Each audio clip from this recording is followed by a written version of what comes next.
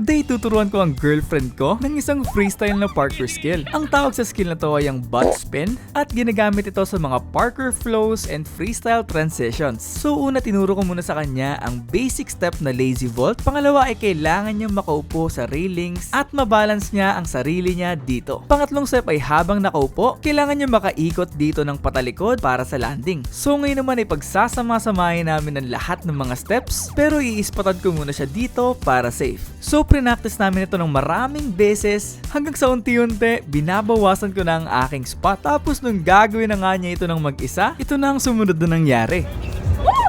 Sige.